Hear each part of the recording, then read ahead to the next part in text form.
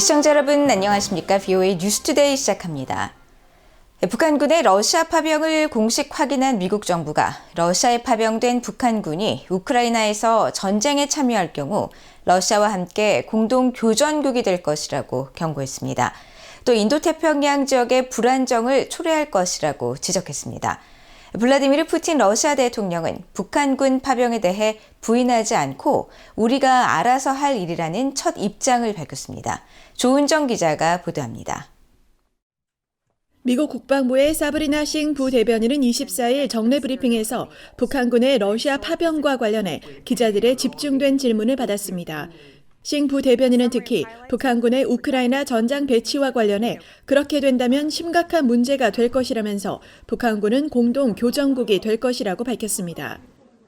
If the DPRK soldiers enter into combat, they would be co-belligerents, and that is a very serious issue. But it's not it's something that we're, aware of this relationship. We're going to continue to monitor.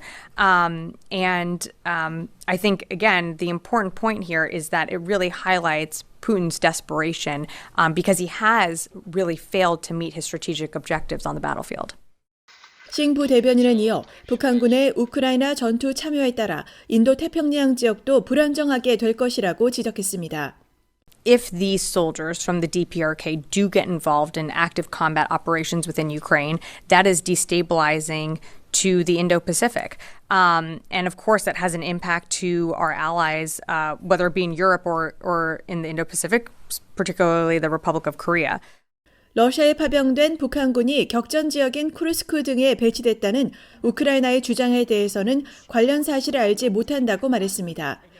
앞서 우크라이나군 정보총국은 24일 러시아에서 훈련받은 북한군의 첫 번째 병력이 러시아 본토 쿠르스크를 비롯한 전장에 배치됐다고 주장했습니다. 한편 블라디미르 푸틴 러시아 대통령은 북한군 파병에 대해 부인을 하지 않고 우리가 알아서 할 일이라는 첫 입장을 밝혔습니다. 푸틴 대통령은 24일 러시아 타타르스탄 공화국 카잔에서 열린 브릭스 정상회의 뒤 기자회견에서 관련 질문을 받고 러시아 하원, 즉 국가두마가 이날 오전 러시아와 북한의 포괄적 전략적 동반자 관계 조약을 비준한 사실을 상기하면서 이 조약에는 상호 군사 원조 관련 조항이 있다고 밝히고 이 조항에서 우리가 무엇을 어떻게 할지는 우리의 일이라고 밝혔습니다. 이런 가운데 우크라이나의 비정부 기구인 독립반부패위원회는 최근 발표한 보고서에서 지난 9월 7일 우크라이나 폴타바주에서 격추된 북한산 단거리 미사일에서 서방 부품들이 나왔다고 밝혔습니다. 대부분의 초소형 전자부품은 주로 미국에서 제조됐으며 스위스와 네덜란드, 영국 등 서방 국가의 최소 9개 제조사에 부품이 나왔다고 밝혔습니다. 미국 내 제조사로 지목된 브로드컴은 24일 VOA에 보고서에 실린 제품이 자사가 제조한 진품인지 확인할 충분한 정보가 없다며 해당 제품은 위조가 빈번하게 발생하는 상용 부품이라고 밝히고 브로드컴은 승인되지 않은 구매자에게 수출, 판매 또는 전용하는 것을 방지하기 위해 최선을 다하고 있다고 말했습니다. VOA 뉴스 조은정입니다. 한국의 윤석열 대통령과 폴란드의 안제이 두다 대통령이 정상회담을 갖고 북한의 러시아 파병을 강력히 규탄했습니다. 윤 대통령은 특히 북한의 파병은 전 세계 안보를 위협하는 도발이라고 지적하고 대한민국은 결코 좌시하지 않을 것이라고 경고했습니다. 김시영 기자가 보도합니다. 한국의 윤석열 대통령과 한국을 국빈 방문한 폴란드의 안제이 두다 대통령이 24일 용산 대통령실에서 공식 환영식을 가졌습니다.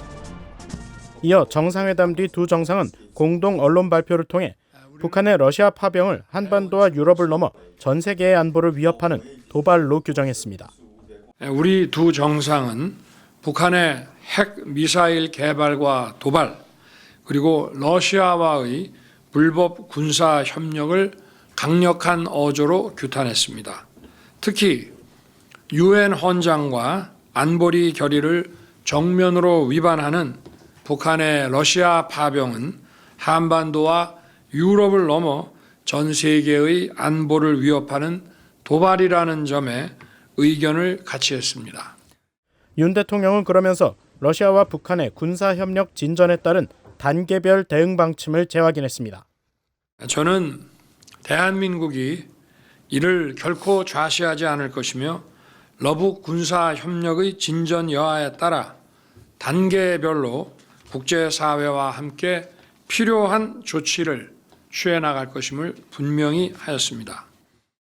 앞서 한국 국가정보원과 우크라이나의 북한군 러시아 파병 확인에 이어 미국 백악관은 북한군의 러시아 파병을 공식 확인하면서 최소 3,000명이 러시아 동부 지역에서 훈련 중이며 이후 우크라이나와의 전투에 배치될 가능성이 있다고 밝혔습니다. 이런 가운데 김용현 한국 국방장관은 이날 한국 국회 국방위원회 국정감사에서 북한군의 이번 파병은 총알바지 용병을 보낸 것으로 보고 있다고 밝혔습니다. 이어 통상 파병이라고 하면 그 나라 군대의 지휘 체계를 유지하고 군복, 표식, 국기를 달고 자랑스럽게 활동하는 것인데 북한은 러시아 군복으로 위장하고 러시아군 통제하에 아무런 작전 권한도 없이 시키는 대로 움직이고 있다고 설명했습니다. 김 장관은 그러면서 김정은이 자기 인민군을 불법 침략 전쟁에 팔아넘긴 것이라고 비판하고 북한 독재 정권을 공고히 하기 위한 이 같은 파병 조치가 들통날까 봐 주민들에게 알리지 않고 쉬쉬하는 상태에 있다고 말했습니다. 한편 조태열 한국 외교장관도 이날 한국 국회 외교통일위원회 종합감사에서 북한의 파병은 결국 한국의 안보의 위협 요인으로 돌아올 텐데 우리가 손 놓고 앉아있을 수 있는 상황은 아니라고 생각한다고 말했습니다. 조 장관은 특히 우크라이나 전쟁이 한국과 직접적 이해관계가 없다는 한국 야당 더불어민주당 이용선 의원의 지적에 대해 북한이 러시아를 돕고 있는데 어떻게 우리하고 이해관계가 없다고 말씀을 하실 수 있냐며 대가 없이 파병이 이루어진 것이 아닐 것이라고 반박했습니다. 또 한국 정부가 우크라이나에 공격용 무기를 제공할 가능성을 언급한 것이 참전으로 간주될 수 있지 않냐는 이 의원의 질문에 논리적 비약이라고 밝혔습니다. 이어 강력한 대응 방침과 조치 의지를 표명하면서 철수를 종용하고 추가 파병을 억제하는 차원에서도 필요한 조치라며 이 같은 무기 지원 언급은 모든 옵션이 테이블에 올려 있다는 메시지로 이는 러시아와 북한의 모든 관련 진전 사항에 달린 문제라고 강조했습니다. VOA 뉴스 김시영입니다. 미국 의회의 마이크 터너 하원 정보위원장이 북한군이 우크라이나 영토를 침공하면 미국은 직접적인 군사 행동을 고려해야 한다고 주장했습니다. 공화당의 터너 의원은 23일 성명을 통해 로이드 오스틴 국방장관이 마침내 북한군이 러시아에 가 우크라이나와의 분쟁에 참전할 준비를 하고 있다는 사실을 인정했다면서 바이든 해리스 행정부는 북한군의 참전이 미국의 레드라인임을 분명히 하라고 촉구했습니다. 그러면서 만약 북한군이 우크라이나의 주권 영토를 침공할 경우 미국은 북한군에 대한 직접적인 군사 행동을 진지하게 고려해야 한다고 경고하고 북한군이 러시아 영토에서 우크라이나를 공격한다면 미국은 우크라이나가 미국 무기를 사용해 대응할 수 있도록 허용하라고 촉구했습니다. 한편 미국 국방부는 터너 의원의 이 같은 주장에 대해 신중한 반응을 보였습니다. 사브리나 싱 미국 국방부 부대변인은 24일 브리핑에서 관련 질문에 가정적인 상황에 대해 말하지 않겠다면서 우리가 하고 있는 일은 우크라이나의 군사적 목표를 지원하는 것이며 이는 안보 지원을 돕고 있다고 강조하고 북한군의 러시아 파병은 푸틴이 자신의 전략적 목표를 달성하는데 정말로 실패했다는 점을 보여준다고 말했습니다. 북한군의 러시아 파병에 대해 유럽연합은 유럽과 세계 평화 및 안보에 심각한 결과를 초래하게 될 독단적인 적대 행위라며 비판했습니다. 유럽연합 EU는 24일 호세프 보렐 외교안보 고위대표 명의의 성명을 내고 북한의 파병은 유엔 헌장의 가장 근본적인 원칙을 포함한 국제법에 대한 심각한 위반에 해당한다며 이같이 비판했습니다. 한편 영국의 유럽안보협력기구 주재 닐 홀랜드 대사도 이날 오스트리아 빈에서 열린 상설 이사회에서 파병을 한 북한인 반드시 러시아 지원에 따른 큰 대가를 기대할 것이라면서 러시아는 이미 다수의 유엔 안보리 결의를 정면으로 위반하며 북한으로부터 상당량의 군수품과 무기를 조달했다고 지적했습니다. 캐나다 외무부도 이달 사회연 결망 서비스 X를 통해 캐나다는 유엔 안보리 결의를 위반하는 북한군의 러시아 파병에 대해 심각한 우려를 표하며 이를 규탄한다고 밝혔습니다. 미국 정부 등 국제사회가 북한군의 러시아 파병을 공식 확인한 가운데 전문가들은 이를 전쟁 확대의 중요한 변곡점으로 평가했습니다. 북한이 참전 대가로 러시아에게 받을 여러 지원이 한반도 위협을 증가시킬 것이라면서 한국도 우크라이나에 대한 무기 지원 등 본격적인 대응이 필요하다고 분석했습니다. 조상진 기자가 보도합니다. 미국의 국제안보 전문가인 알렉산더 다운스 조지 워싱턴대 교수는 북한군의 러시아 파병이 국제적으로 공식 확인된 데 대해 선을 넘는 긴장 고조 행위라고 비판했습니다. 북한이 참전함으로써 우크라이나를 지원하는 유럽 국가들도 일부 파병이나 공격용 무기 등 핵심 지원을 더욱 확대할 가능성이 높아졌다면서 확전은 불가피할 것이며 한국에도 큰 영향을 미칠 것이라고 분석했습니다. It's definitely an escalation.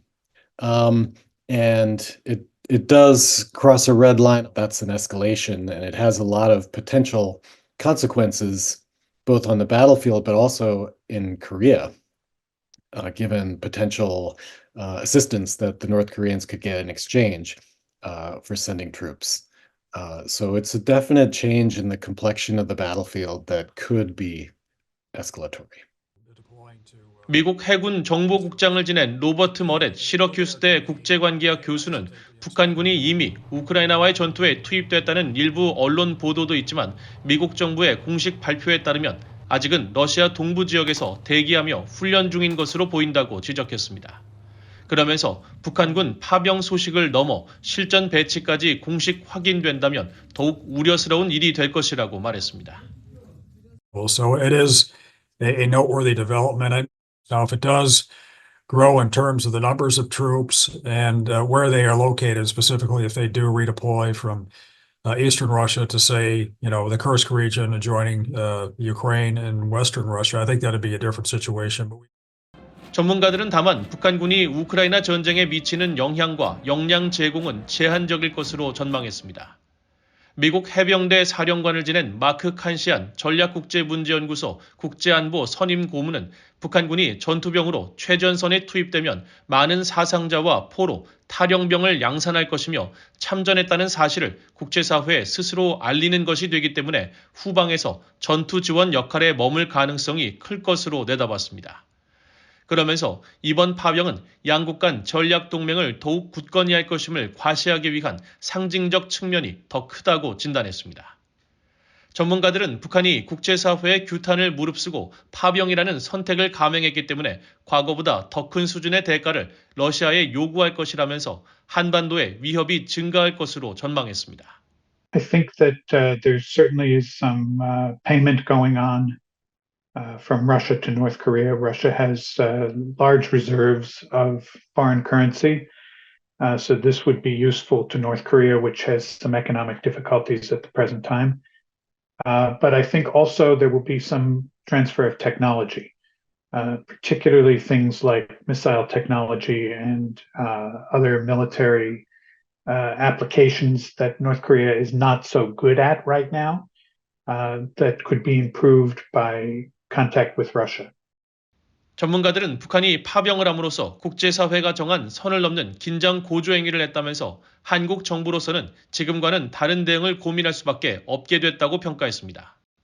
그러면서 한국 윤석열 대통령이 이날 발표한 것처럼 우크라이나에 대한 무기 지원 등 핵심적 지원을 고려하고 미국과 협력해 추가 제재를 단행하는 등 대응수단 마련에 총력을 기울여야 할 것이라고 분석했습니다. VOA 뉴스 조상진입니다. 북한군 출신인 탈북민이 러시아에 파병된 북한 군인들에게 목숨 바쳐 싸울 필요가 전혀 없다며 투항을 권유하는 영상을 사회연결망 서비스 X에 올렸습니다.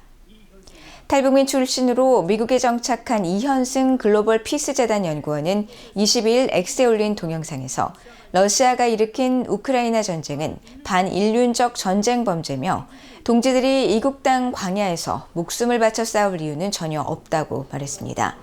이어 자신은 북한군 4군단 포병 정찰대대와 총참모부 직속 15격술 연구소에서 복무했었으며 2004년 6개월간 폭풍군단 동지들과 함께 15격술 연구소에서 훈련을 같이 했었다고 밝히고 간절한 마음으로 메시지를 전한다면서 김정은은 동지들의 목숨을 대가로 수천만 달러의 뒷돈을 받고 오직 자신의 안위와 권력만을 추구하고 있다고 지적했습니다.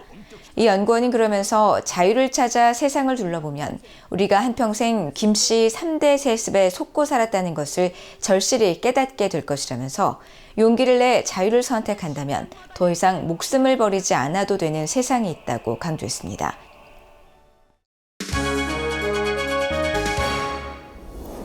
국제뉴스입니다. 미국이 우크라이나에 200억 달러의 대출을 제공한다고 조 바이든 대통령이 밝혔습니다. 바이든 대통령은 23일 성명에서 올 여름 자신은 주요 7개국 G7을 규합해 우크라이나에 500억 달러의 비상 수입 가속화 대출을 약속하는 노력을 주도했었다면서 이를 바탕으로 미국은 이 같은 금액의 대출을 지원할 것이라고 밝혔습니다. 이어 G7은 러시아의 잔혹한 우크라이나 침공 이후 러시아의 주권 자산을 우리 관할권에 고정하기 위해 대담한 조치를 취했었다면서 미국이 이번에 제공하는 대출은 동결된 러시아 국유 자산에서 얻은 이자로 상환받게 될 것이라고 설명했습니다.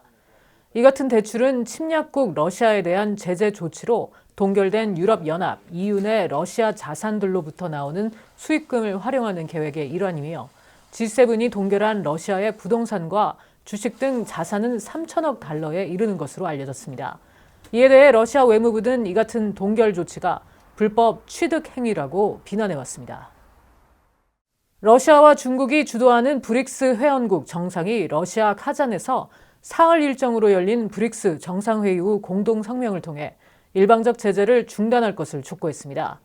23일 발표된 공동 성명은 러시아의 우크라이나 침공에 대한 서방의 대러 제재를 언급하면서 국제법에 반하는 경제 제재와 그 밖의 일방적인 강압 행위를 없애라고 촉구했습니다. 또 브릭스와 다른 경제권 간의 협력 강화를 위해 브릭스 파트너 국가들의 범주를 설정하는 방안을 지지한다고 밝혔습니다. 블라디미르 푸틴 러시아 대통령은 이와 관련해 30개 넘는 국가들이 브릭스와의 경제 관계 강화를 희망하고 있다고 주장하면서 세계 무대에서 브릭스의 권위와 영향력이 강화되는 것을 목격하고 있다고 밝혔다고 로이터 통신 등이 보도했습니다. 푸틴 대통령은 앞서 이번 정상회의를 계기로 시진핑 중국 국가주석과 마수드 페제시키안 이란 대통령, 레제프 타이이프 에르도안 터키의 대통령, 니콜라스 마두로 베네수엘라 대통령 등과 정상회담을 하고 양국 협력 방안을 논의했습니다. 브릭스는 중국, 러시아, 인도, 브라질, 남아프리카 공화국 등 5개국이 모인 연합체로 지난해 이집트, 이란, 아랍에미리트 연합, 사우디아라비아, 에티오피아 등이 합류했습니다. 이스라엘군이 레바논 내 무장정파 헤즈볼라를 겨냥한 공격을 이어갔습니다. 레바논군은 24일 남부의 이스라엘 접경 인근 야터 마을에서 부상자들을 대피시키던 군인 3명이 이스라엘군의 공습으로 사망했다고 주장했습니다. 이스라엘군은 이에 대한 즉각적인 언급을 하지 않고 별도의 성명을 통해 레바논 남부에서 헤즈볼라 테러 조직에 대한 제한적이고 국지적이며 표적화된 지상, 기습 공격을 계속하고 있으며 수십 명의 테러리스트들을 제거했다고 밝혔습니다.